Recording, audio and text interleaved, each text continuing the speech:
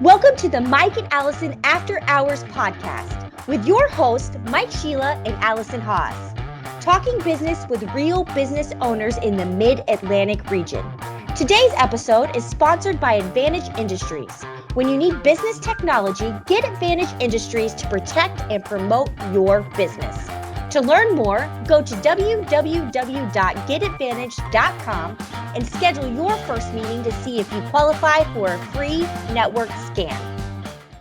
Hello, everybody, and welcome to Mike and Alison After Hours. I am your host, Mshelah, and with me today, the always dedicated and sometimes daring Alison Haas. Alison, how the heck are you today? I am great. My Monday so far is wonderful. How are you, Mike? Let's not get into that right now. All right, so for those of our dedicated listening audience, we've had our challenges with technicals, particularly in the early episodes. And this morning, it was my turn to be unprepared. So it was certainly a lot of fun getting ourselves together. But we have an excellent guest for you today. He is a cybersecurity expert, and he is an author, and he is an insurance expert. And we're going to get into all of that because, quite frankly, y'all aren't paying attention. I can't tell you how many posts that I see and how many publications that I do, and frankly, how many indifferent business owners I talk to. So y'all better pay attention because you're going to need what we're going to go through with Mr. Joe Brunsman today. But first, before we get there, as you know, Alison and I like to give stuff away.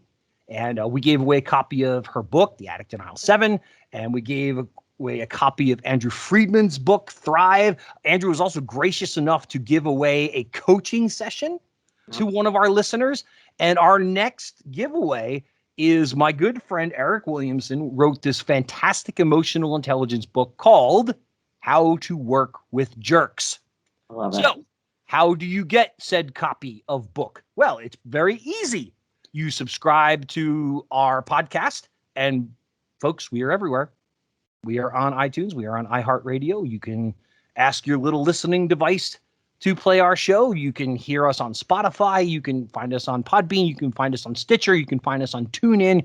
You name the platform, and it's available. And of course, you can watch us on the Advantage Industries YouTube channel. So you want to go to one of those, you want to subscribe, and you want to drop a comment. Every comment that you add to every episode gets you another chance to win Eric's book. And Eric's going to be a guest on our show in August, and we will have him announce the winner on that day. So very exciting. But Alison, as I said, we're going to nerd out today. I'm going to be a bystander because I don't know that I have half the nerd that you do, but I'm in for trying. We all have a little nerd in with that. I want to introduce our wonderful guest, Joseph Brunsman. As I mentioned, he is an author. He is an insurance professional. He's a cybersecurity professional. He's one of my peeps. So, Joe Brunsman, please welcome to Mike and Alison After Hours. Great to have you on today. Hey, thanks for having me. Appreciate it. Yeah, so you've written several books, and we'll get into those, and I'll make sure that they're in the show notes because we want our audience to check those out, and we want them to take this subject seriously. But the way this is going to go, Joe, is Alison's going to take you through who, what, where, when, why, how for the first segment. And then in the second segment, you and I are going to talk really about the cybersecurity aspects of businesses and how it impacts everybody. I don't care if you have 2 employees or 200,000 employees. As I said, y'all need to be paying more attention to this. So with that, Alison, take it away. Thank you, sir, and good morning. More officially, Joe. We had a nice banter back and forth about tattoos and service and all of that beforehand. So this first part is for you to let the audience know who you are. And this can be in any direction that you want to take it. It can be an ebb and flow between personal and professional, which I know oftentimes kind of blend together anyway. You can talk about being an author. I relate to that and love hearing about that. You can talk about insurance, cybersecurity, or a blend. So what would you like the audience to know about who you are? So I have, I've written 3 books completely by myself. Amazing. Something like 12 to 14 peer-reviewed magazine articles out there. Just contributed to a book on blockchain and cryptocurrency, and barely barely passed English class in high school. Barely. So great. Hope for all. Anybody can write a book. Is that what you're saying? Yes. So my undergrad is actually in robotics. So I was Not writing. not an English major. And then I went and got my master's in cybersecurity law. And ironically, by that point, I'd actually already published my first book and a bunch of magazine articles. And I was still forced to take a remedial writing course. Oh my gosh. Because my undergrad was in engineering. So I was forced to do that. What are those books about?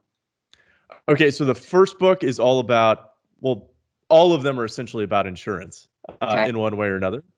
So the first one is all about E&O insurance, employment practices insurance, which we can kind of touch on here as well.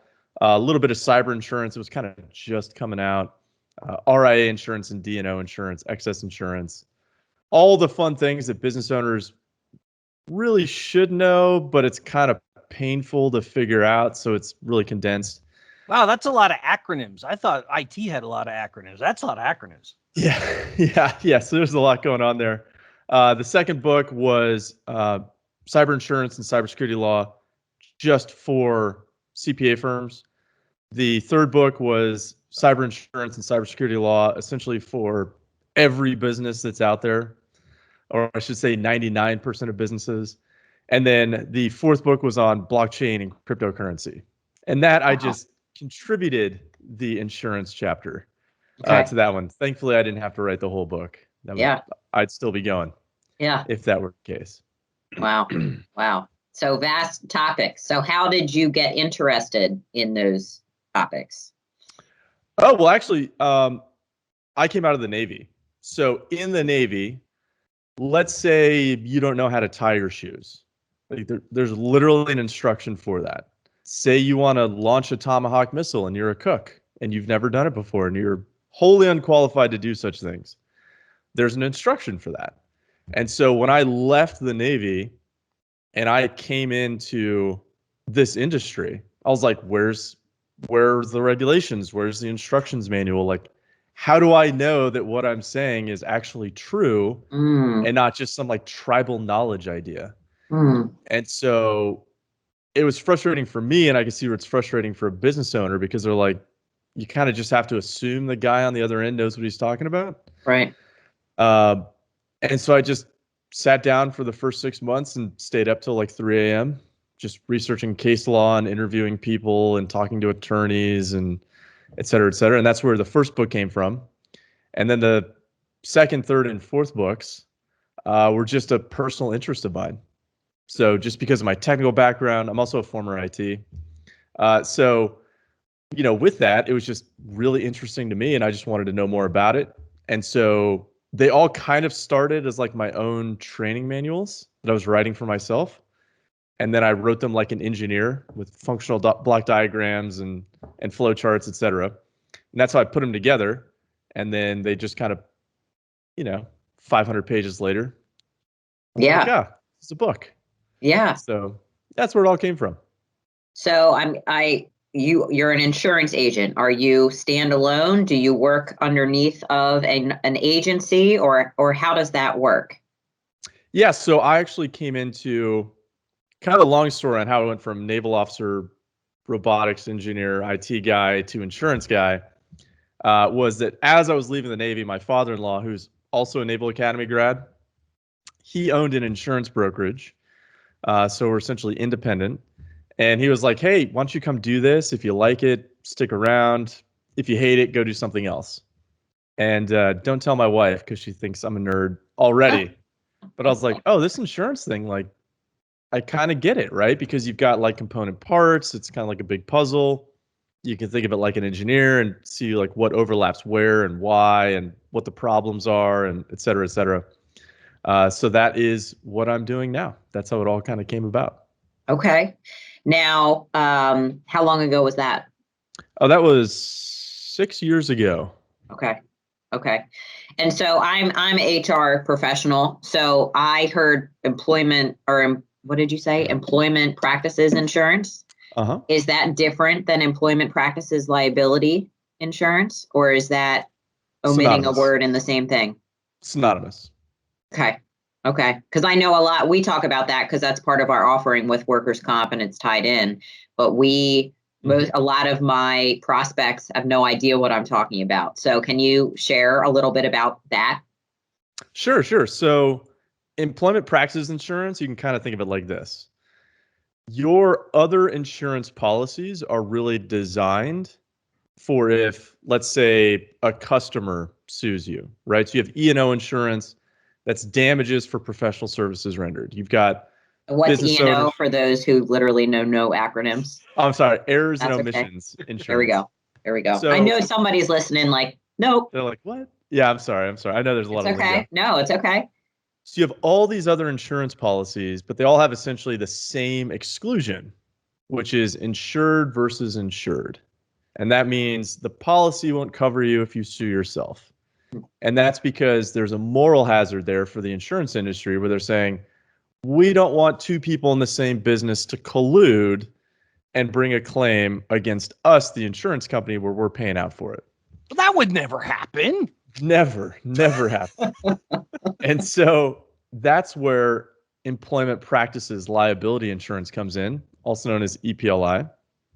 And so there's really kind of two parts to it fundamentally, right? It's going to say, hey, if there's allegations of some wrongful act, and that could be sexual harassment, sexual discrimination, let's say failure to promote, failure to hire, genetic discrimination. There's a couple other categories in there, emotional distress, that if an employee sues the company for that, there could be insurance coverage. So that's kind of the first part.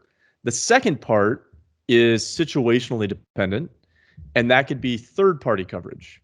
So what does that mean? In insurance parlance, your business is first party. The insurance company, fun fact, is actually second party. And other people, so that could be your clients, random passersby on the street, someone that would bring a lawsuit against you would be third party. So let's say you take an employee and they have to go out to a work site.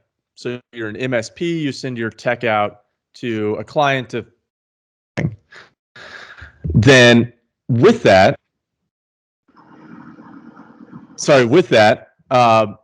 let's say your tech, there's some allegation that he was sexually harassing or sexually discriminating against whoever was working at the front desk of your client's office there. Then you could potentially have coverage for that type of claim, right? So that'd be a third-party claim comes against you there. So what I'm hearing is that people should have this coverage. Yeah, you'd really just be insane not to, because the one of the things, and I apologize, I think one of us was like cutting out earlier there. That's why we have a marketing team. It's all good. Please continue. Edits what will be made. Yes, you really would be crazy not to have it. It's not insanely expensive in the grand scheme of insurance products. But I think what a lot of business owners really underestimate is the time and energy, or I guess I would say like the pain and heartache associated with dealing with a claim if you don't have insurance. Because, we're kind of with that. Let's say you don't have insurance and you have an employment claim. Well, now you got to find an attorney, right? How do you even begin to find the correct attorney? Like, you wouldn't really know. How do you begin to figure out what the rates are going to be?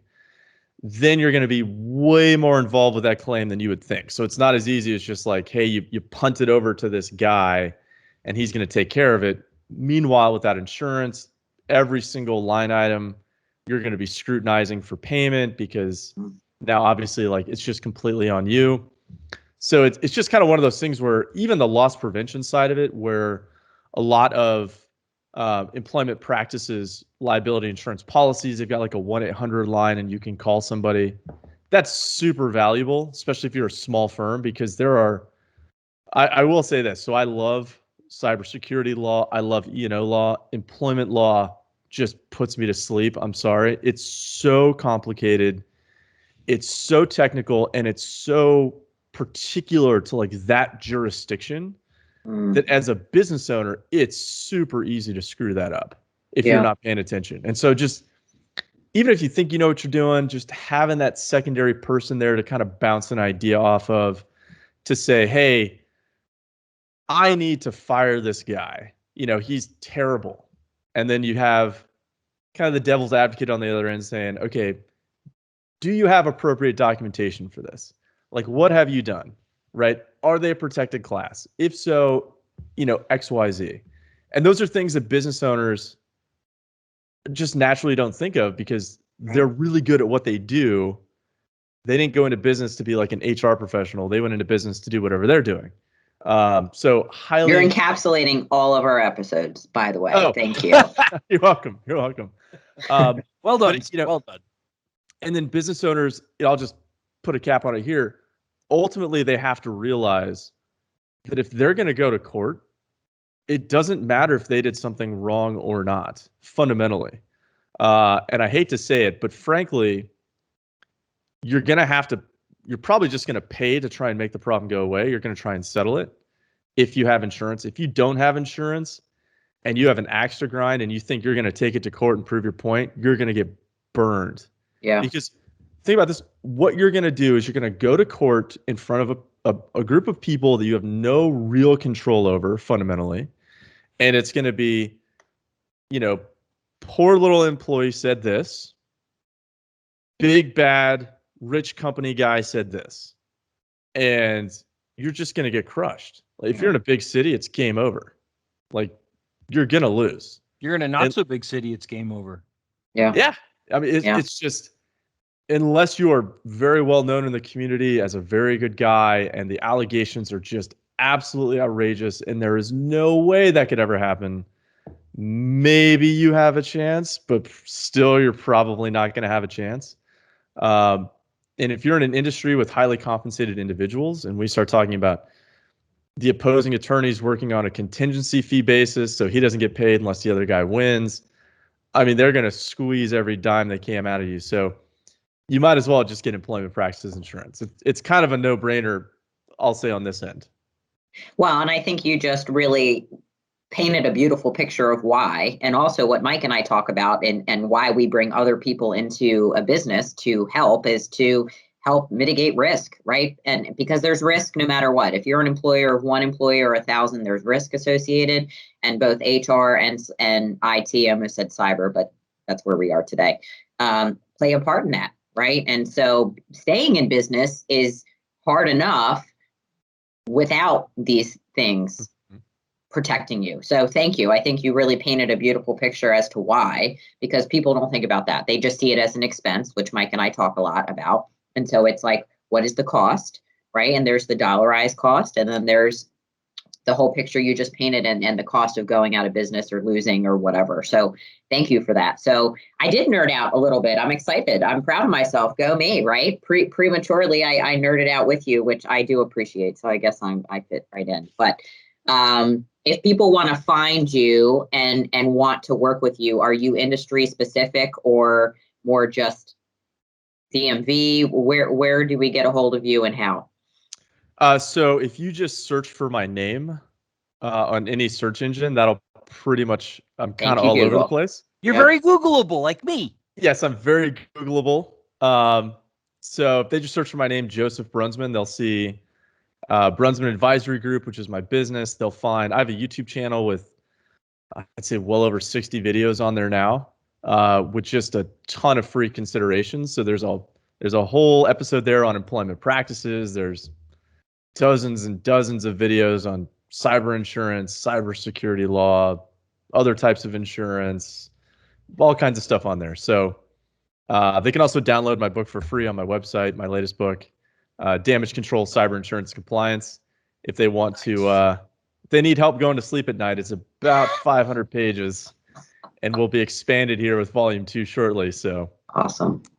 And are you just local to the DMV or industry specific? I will say loosely we are nationwide. Okay.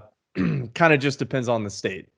So not to say we couldn't be in every single state. We will be eventually. My team will get licensed everywhere, but it's just kind of for the time being. But yeah, we're all up on the East Coast, that's for sure. Great. Joe, thank you. And without further ado, I think this is when I pass the baton and you officially nerd out and I will play along. Sounds good. Thanks, Joe, Allison. so many great points you brought up in that segment with Allison. And a couple of things that I want to get your response to, and I'm going to give them to you together, and then we can talk through them. Mm-hmm. The first one, and you and I talked about this when we were scheduling this podcast, is it's not either or, it's and both. They need my company for the technical aspect of the business. They need your company for the insurance side of the business. And as you just pointed out, they need to have at least a relationship with an attorney, particularly one that has some business acumen.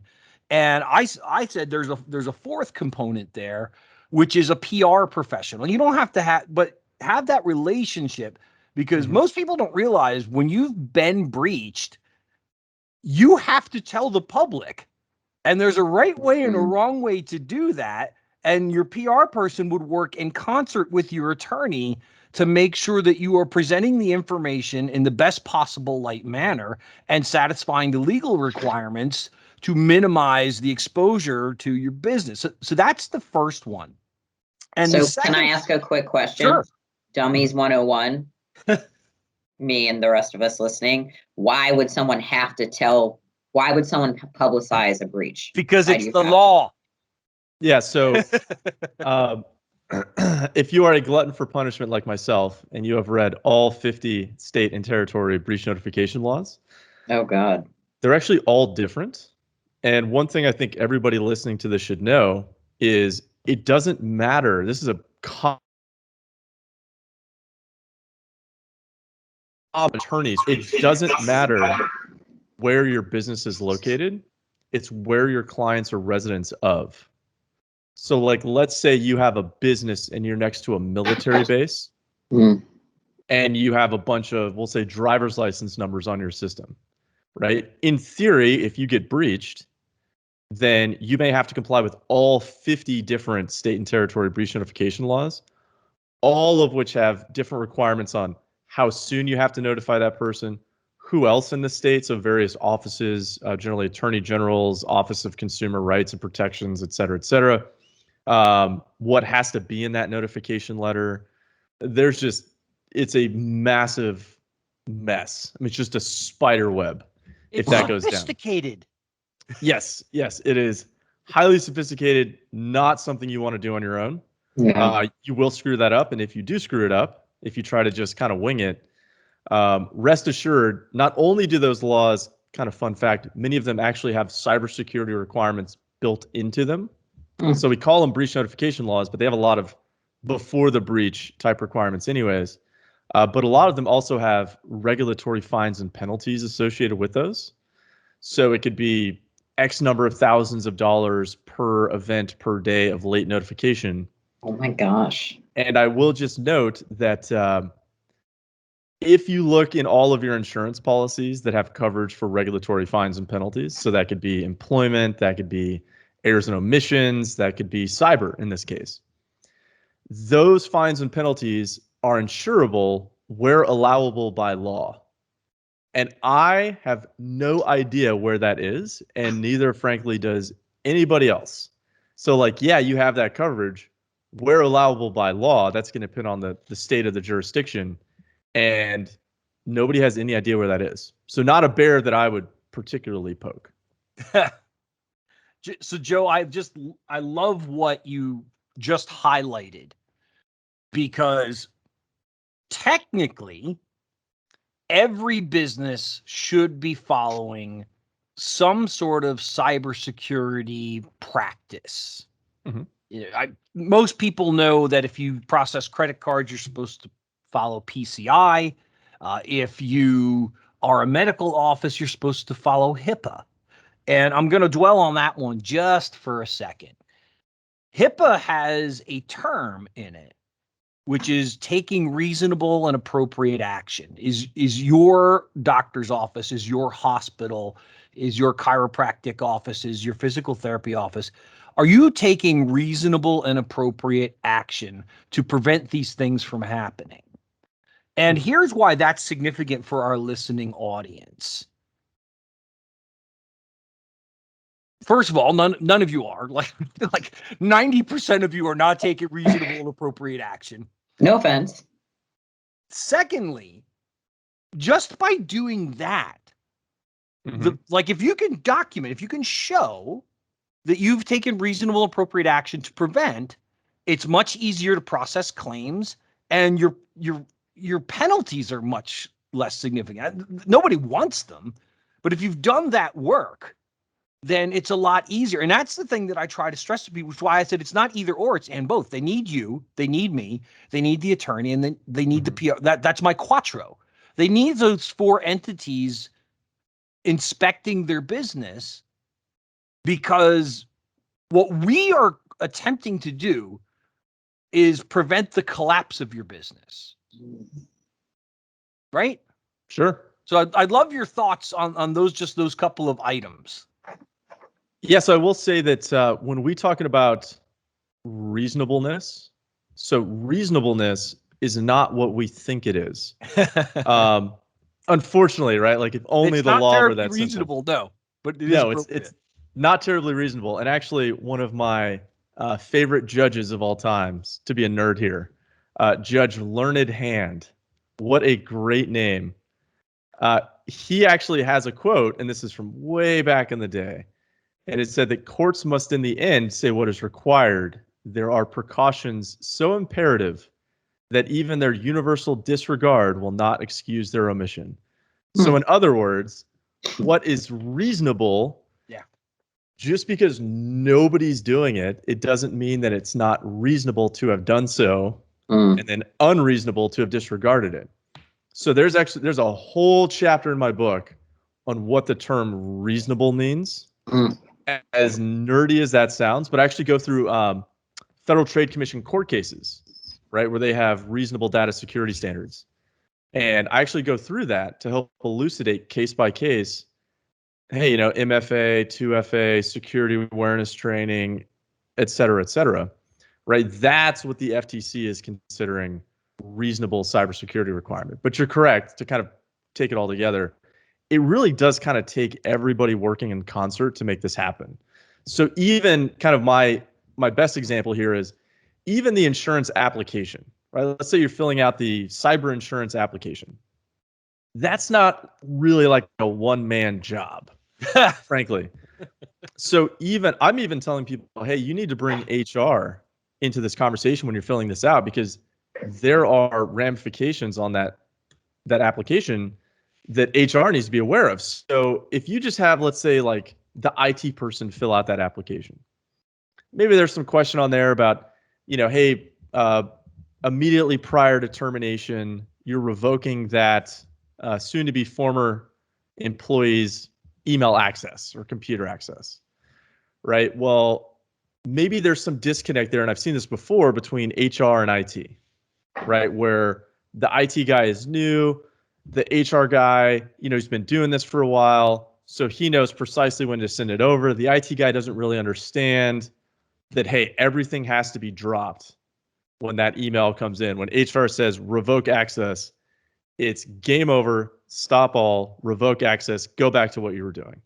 So I've seen that kind of error before. So it's one of those things where, if you don't have all the requisite parties involved, so that includes, I always recommend bringing an attorney in to review the application.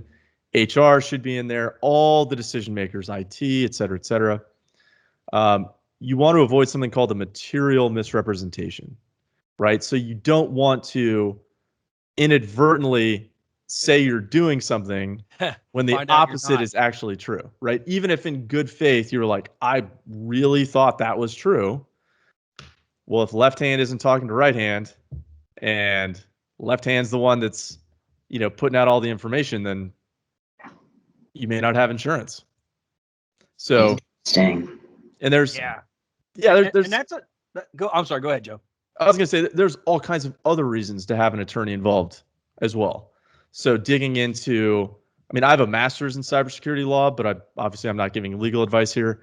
But, there's so many laws that have implications for cybersecurity. So there's HR laws. There are laws specifically dealing with the physical security of data, right? And going back to that previous point, it depends on where your clients are residents of.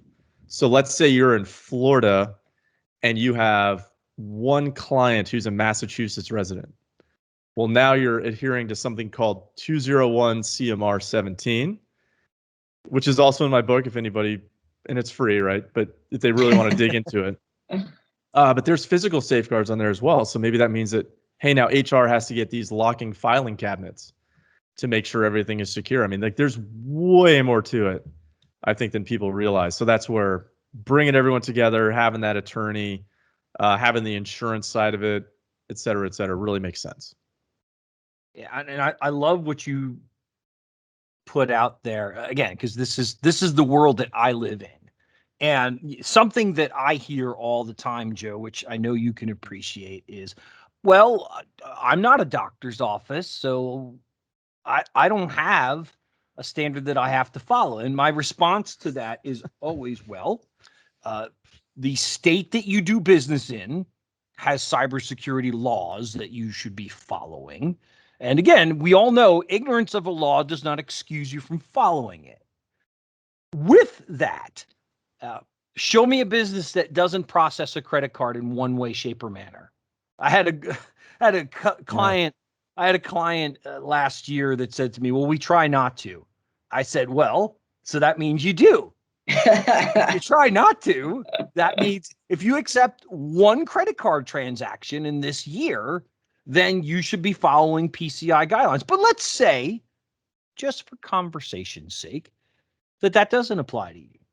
There's this thing called the National Institute of Standards and Technology, or NIST for short. Specifically NIST 800-171. Go ahead and Google it, folks. It'll be very eye-opening for you. So NIST, in short, right here in Maryland, in case you're wondering, is the granddaddy of all cybersecurity compliance policies. It is the template for PCI. It is the template for HIPAA. Much of what is in NIST is also in GDPR. NIST is the template for CMMC. You go down the line, and this document exists. And I think something that has happened is, and I'm old enough to remember. Oh my gosh. when I first started in telecom, selling internet access to businesses, most of the businesses I met with didn't have a business email address. They didn't have a website yet. So it was very new. And a lot of people just didn't pay attention to these things. But now, literally every business depends on the internet. Our computers are largely internet access portals. That's probably 70% of what most people do with a computer on a given day. Sure. And that's why this is so critical that they take a hard look at this. So, and again, I know you know these different foundational security platforms far better than I do. Yeah, so just, a few thoughts of yours, the interactions that you've had with customers around these conversations. Yeah, so it's it's a difficult conversation to have because generally, businesses are starting literally just from ground zero. Like they have no idea. So, part of what I do is, let's say I'm talking to a business about cyber insurance and they're like, "Hey, Joe, we want cyber insurance." And I'm like, "Okay, what do you want cyber insurance for?" And they're like, "Well, we don't really know, but we know we're supposed to get it. And there's this thing called ransomware and we have to, potentially deal with that." So I'm like, "Okay." So I go through, it's about an hour of just asking questions, right? Trying to figure out, okay, what is that business concerned about? And what should they be concerned about that they're just not aware of, right? Like, how do I add value to show them, like, hey, maybe there's something dealing with like internal control of funds, right? Funds coming in, funds going out, where insurance maybe isn't primary answer there. It's maybe you need a CPA firm to come in and assess that. Or maybe you need to have an attorney come in and look specifically at these laws amongst whatever other law that he would opine upon. It's very difficult because, one, there's still states where we'll loosely call it data privacy is actually not a recognized area of the law for attorneys. So like if you're in Arizona, for example, they're just now, the Bar Association in Arizona, I believe, is just now, and this is as of, we'll say June 14th, depending on when this comes out, because I don't want their Bar Association to come after me, but June 14th, 2021, just in case anybody Correct. wants to timestamp the recording of said episode. So they're just now putting together the petition to put privacy law as a practice area where like you could go to an attorney's website, go to little services, do the drop down and see data privacy in there. But before that, I mean, even if you were a go-get-'em business, you're really on top of it. Like, how would you even know? So it can be somewhat difficult, but really, regardless of kind of what law you fall under, generally NIST CSF, which is what you were talking about, the NIST cybersecurity framework, that's kind of the gold standard of what all of these regulators are actually going to look at. So, let's say we'll go back to HIPAA, for example, to show kind of how complicated this can get. Well, HIPAA is the primary data security law for medical information. It is not the only cybersecurity law for medical information. So there are numerous states where healthcare information is also included under their definition of, say, personal information or protected information or personally identifiable information. And then with that, they have their own data security standards that now have to be enacted. And generally, I'd say most of them are the reasonable cybersecurity requirements. So just because you're a business, let's say you are, for the sake of argument, 100% compliant with HIPAA. Like that doesn't mean that you are, out of the trenches yet. You're not safe. Not precisely. So a little Dummies 101 interruption for myself and others listening. Size of businesses that this affects, all? Or, because I know people listen and it's like, I'm not big enough to have to worry about any of that. And I'm talking employee count, not revenue. Okay, so the short answer I will say is it depends. It depends. Some laws, once again, not giving legal advice, you could probably get away with kind of skirting because either by statutory language, you're too small, or by notification language, you just don't have enough clients that are residents of that state to really bring the ire of that particular regulator. But now you have to think, okay, there's federal laws, there's sector laws, there's state laws, so potentially international laws. You've got cross-border transfer mechanisms if you fall into that. So it's just this monumental patchwork of things. And so I would just argue that, I had a CPA firm that I work with down in Virginia. They got pegged by the Massachusetts Attorney General. And they're not a large firm, I will say. They just happen to have a client in Massachusetts, the Commonwealth. The great Commonwealth of Massachusetts. And, following that breach, it was, okay, well, now we want to see your disaster recovery plan, right? Now we want to see if you have any history of penetration testing, just on and on and on. And this business was like, we never thought they would go that far. New York has the New York Shield Act. Massachusetts, you've got California that also has a reasonable cybersecurity requirement. And that's based on the something called the CISO, Center for Internet Security, now top 18 controls. And so you could just get blindsided by California. And they need revenue, by the way. And that's supposed to be a self-funding office. So get ready for that one. But there's just so many different regulators and ways that someone could come after you following a breach that, one, you're not too small for a regulator, but two, you're definitely not too small for some bad guy out there that wants to, let's say, hit you with ransomware, right? Even if you have no information they could steal, no funds that they could transfer to themselves directly, they're still going to come after you. Well, Joe, this has been brilliant. Wow. I'm so glad to speak with a like-minded individual who appreciates the depth and complexity of what we're trying to accomplish for our customers, you from the insurance perspective and me from the technology perspective, because again, they need both of us. And they need that quattro. So Allison, your parting thoughts for Joe before we wrap up? I was going to say, and me segment? for the people that have no idea what the hell you're talking about, right?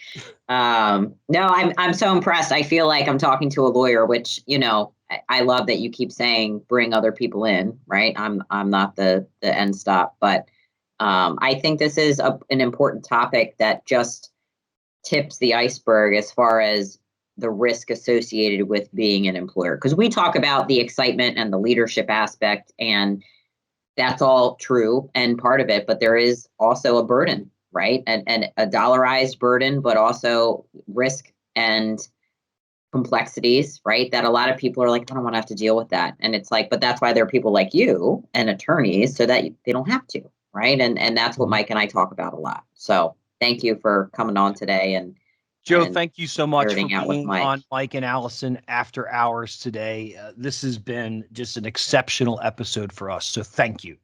Have a great day. No, thank you guys. And I will just add that just in terms of leadership, you know, a lot of businesses out there, they just don't even know where to start. Yeah, and the answer, it's that old adage, you know, how do you eat an elephant one bite at a time? Like, somebody in that business has to show the leadership to step up to the plate. They can download my book for free. I'm not going to pummel them with insurance nonsense because I hate that stuff too. They just download my book, just start reading through, get an idea of where to start, and then just start thinking about, okay, what are the fundamental controls? What laws may I fall under? Who do I need to contact? Who do I need to bring in? HR, IT, attorney, insurance guy, if you don't hate him. All of HR professionals. Yeah, just bring everything in, show that leadership, start from square one. Don't be afraid to be like, I don't know the answer, but we're going to bring in the right people. And I think that would that goes a long way for a lot of businesses, because you either have to do it now or you're going to do it after something bad happens. And I would highly recommend, having dealt with about 2 breaches a week last year, that you would do it beforehand. Much less painful. Much less. Thank you, Joe. Thank you for joining us today, Joe. Have a great day. All right, bye now. Bye-bye. So, wow, Allison, good knowledge, good education in that segment, huh? Yeah, I'm in between, like, this is fascinating, and oh my God, I would just hire someone because I don't want to have to deal with it. So I'm sure somebody out there is appreciative of that also. Well, I think Joe brought a lot of things to light that you and I say almost every week. As you pointed out, is there's no one right way to run a business, but there are lots of wrong ways. And it seems overwhelmingly businesses choose a lot of those wrong ways. Because as Joe pointed out, cybersecurity, to do it right, really does involve HR. Because and most businesses I mean are missing, again, 90% of the things they do. They're like, well, I have a VAST and I've got a firewall, so I'm good. And no, it's not bad that you have these things, but there's a lot of technology that goes into place. And then with that, the one thing that almost everybody's missing is documentation, policies, and procedures. Right. And I had a conversation just a couple weeks ago with an HR professional, which you had introduced me to, so thank you. And we were talking about CMMC because her business is a defense contractor. And she said, Mike, a lot of this sounds like it would heavily involve my team. I said, yes, it does. We can't do this without you. We can't do it properly. So, you know, our worlds are coming together even more and more, Allison. How cool is that? And they always do, right? And this is, I think, again, I keep saying it, but what we talk about is there's a shared effort here, right? Like, and what I'm thinking and what I want to also say to the audience, if you're thinking about getting started in your own business, we are trying to scare you, right? But we also want to encourage you to take that first step and don't be so scared that you don't pursue your dreams, right? But there is also a reason for people like me, Joe, Mike, out in the world to help you get started. And a lot of people ask me, how big should I be when I hire someone like you, right? A full outsourced HR outfit for instant infrastructure, compliance, regulation stuff. And really, it's up to you and how you value your time, but also things like this, right? Because you probably don't have time to read Joe's book. No offense, Joe, but and you don't have time to learn all the laws. And for me, I work with a lot of government contractors because of where we are located, and they are definitely going to hire people in other states. And there are rules and regulations in every one of those states. And so for me, allow yourself the time to pursue your dream, but also stay out of trouble, because it is exactly not, if, it's when. And like you always say, and both. And it's far better to be protected and never need to tap into that protection than to find out too late that you should have been, right? So, this episode, I think, is important to say, okay, there are things out there to be aware of, but don't let it stop you from moving forward. Just, we're trying to educate. That's the whole point of this podcast. Let you know what's out there and why you should care. I think that's the importance of today. Why? Why should you care? And like you said, we don't want you to cripple your business. That, Allison. One of the things, if you look at any of my social media posts the last few days around cybersecurity, I'm being a bit of a jerk. My last one said, I'm going to share this, not that any of you will read it or do anything about it, but whatever. And I'm kind of hoping that some of the people listening to today's show got offended because I basically called you an idiot. And here's why I hope you're offended, because generally if people are offended by something, it tends to make them think. And that's what I want, because the president of the United States wrote a mandate a couple weeks ago that we need to do better. The Department of Defense now has a written requirement in all bids that you have a certification. What they're basically saying is, you know what? Capitalism is great until it ultimately screws us all. Right. And that's the balance that we have to try to achieve. So people are like, well, I don't want government involved in my business. Okay, well then do it the right way. But here's the problem. You're not doing it the right way. You're skirting the laws. I always like to say, it's better to use your whole ass. Don't half-ass it. You're not taking these things seriously. And the reason you're not taking it seriously is a very all too common psychological component to being a person. If the bomb doesn't land right next to you, you're not afraid of bombs. But the moment that bomb lands anywhere in your vicinity, then you stand up and you pay attention. That's the challenge. And as Joe pointed out in his segment, it's too late at that point, 9 times out of 10. We were on a call with a prospective client 2 weeks ago. And what I learned is their IT director had worked with one of our help desk technicians in a previous life, and she loved him. And she texted him, like that was how strong the relationship was, and said, we want to choose a new IT vendor. So we had a conversation with them, and they are very much in sync with our mentality, how we like to go to business for our clients and support them. And we said, we're curious what brought this on. We're grateful that you're here, but what brought this on? And they said they almost gave $250,000 to a phishing attack. Here's almost. So the phishing email went out. The employee read it, did it. Oh my God. The bank has a built-in protocol that any check above X amount of dollars must be voice verified. Wow. With one of the following 5 people from the company. So they called and said, Patricia, we just got this request to wire $250,000. Is this real? And they thought, why wouldn't it be real? And they said, well, where it's going doesn't match where you claim you're sending it. Holy moly. And so the one of the things the client said is we want cybersecurity training.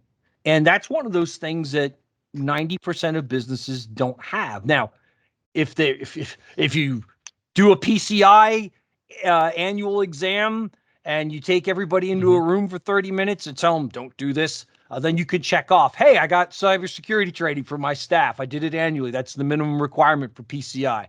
Good on you. Don't look at this as checking boxes. Joe used the word control earlier. When you do a NIST 800-171 audit, there are 110 controls or requirements to that. Now, here's the fun part. Each control probably has 20 or 30 sub-items that you have to do. And I'll give you an example. I have a Dell PC. Okay, well, if that Dell PC has access to the internet, then the following 5 things must be done to said PC. If that Dell PC has credentials to access your cloud environment, then the following 6 things must be done. If that Dell PC also ties into this person's smartphone, then the following 8 things must apply. So that's all under one control. So some controls are literally one thing. Turn on multi-factor authentication. Boom, you took care of a control. Nice, good on you. But that's the challenge that, and as Joe so brilliantly pointed out, business owners are in the job of doing what they're good at. They're a doctor. They're a printer. They're a restaurant. They shouldn't know these things.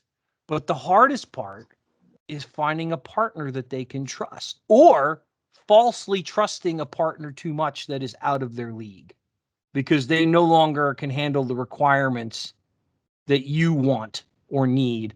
And they frankly, I can't tell you how many IT vendors I talk to that they do almost nothing when it comes to cybersecurity. Next to nothing. I have a question. What is PCI? I'm just going to ask for Credit the card. masses. That is the is the governing body for credit card security processing. I forget what the P, the C, and the I stand for. So it's a payment card industry data security standards. Well So done, PCI sir.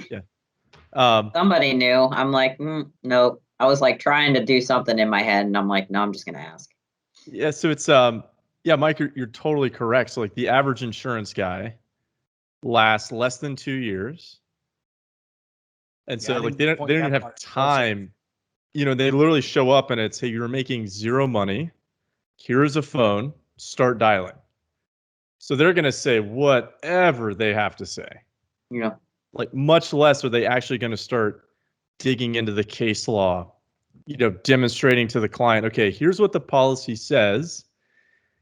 Here's how that applies in real life and the things that can get you in trouble, right? So like, just so you know, like these are some exclusions you can't do. So like, for example, you cannot admit liability, settle without insurer consent, or make voluntary payments. So if a client comes to you and you're like, hey, you know what? If you're being a good person, like my dad always told me growing up, right? It's, hey, you screw something up, you own up to it, you fix it, you move forward, right? Well, that's the exact opposite of what your insurance policy says you can do, as a matter of fact, right? Same with employment practices. Like, you couldn't just say, hey, you know what? Yeah, Tina down the hall was sexually harassing you. And so, Sorry. like, yeah, sorry about that. We're going to fix it. And, let me just put it in writing. Like there's all these kind of like weird little nuances where, even me as a business owner, like I know enough about employment law to be dangerous, but like I am no expert because it's just not what I do day in and day out. So even for me, it's like I just think of higher order functions. It's like, could I sit down and go through all the employment case law? Like, sure, right? Could I synthesize that case law for my circumstance? Yes, right? I have that ability. Is that the highest use of my time? No. No, because there's people like Allison who've been doing this for, long enough that like A decade. Yeah, Over a decade. Yeah, it would take me forever to catch up to that. And like, that's Right. not what I'm in the business of doing. Right. So it's like, I know about the insurance side. I know enough about like the practical implication side to tell a business owner, like, here's some things you need to be aware of. You also need to speak to an expert because like, I'm not an expert. No. And businesses come to me all the time and they're like, hey, Joe, do I need to bring in like this control or, should I be doing security awareness training? And it's like, Depends. It depends. Right. It depends. Right. And it's like, at the end of the day, it's like, I'm just your insurance guy. Right. I love that you think so highly of me, but I'm just your insurance guy. Let's talk to your MSP. Let's talk to your IT guy. Right. Like, are you mapped to a framework? What particular laws could you fall under where maybe this is a legal requirement as opposed to just a good idea? Right. And then just kind of start going through that as opposed to me, putting together their whole cybersecurity operation. And I think to pull that back around, a couple of things. One, we warned against picking the wrong person, right? And so then there's fear again, right? And then I know a lot of people will get paralyzed because they don't know how to go forward. And how am I going to know if it's the wrong person? And that's where your network plays in and your peers, and you tap into their network and you say, hey, who do you use for, right? And you don't have to go with the first person you speak with, but you develop relationships. A couple episodes ago with Rich Polaria, we talked about the strength of your relationships, and you are only as good as your network, right? And so that's where I think having a peer group is so helpful, so that you're not going it alone and you have other people as your allies who are not attached to your business like an insurance person is who's selling you something, right? But you can actually say and evaluate, like, what's the best person for me for this? And I think too, we're talking about the fear component and being risk averse, but for us, and if you think long term, right, most of us don't want to work forever. Definitely don't, right? If you're a business owner, maybe you have a legacy in place to pass on to your child, right? Or sell your business at one point. All of these practices only make your business more valuable. Why? We go back to, why are you doing this? Why should you care? And that is a big component, to make your business more valuable, so that when you pass the buck, and I'm sorry, business owner, but your business isn't worth anything if you're removed and everything falls to shit, right? It's just not. So if you are to remove yourself and everything can continue, you have a valuable business, be it your product or how your operations run, your infrastructure. And so this is all part of it, and the glue that puts that together, whether you have 3 employees or 3,000. So I just wanted to drop that little seed, because again, why do you get into business for yourself? And maybe it is to pass it on to your kids or to sell it at some point, because you probably just don't want to do it forever. So this, again, goes back to that. This is part of your exit strategy, even if it's 15 years down the road. Yeah. Or 5 years, right? Right. Well, Allison, I don't know about you, but I loved this week's episode. I thought this was phenomenal. It was nice to have a subject matter expert on and talk about a world that's very near and dear to my heart. And who knew it was so close to your business as well, right? That's right. Always is. I try to tie it all together. Yep. Yeah. So, Hopefully ladies and gentlemen, for Joe Brunsman, I am Mike Mshelah, and of course, my awesome co-host Alison Haas. We are Mike and Allison After Hours. Thank you for watching. Thank you for listening today. And just remember, people helping people. It's powerful stuff. Thanks. Thank you for joining Mike and Allison After Hours. Tune in next time for another great business owner sharing valuable industry ideas. Want to be a guest on our show? Contact us at answers@getadvantage.com.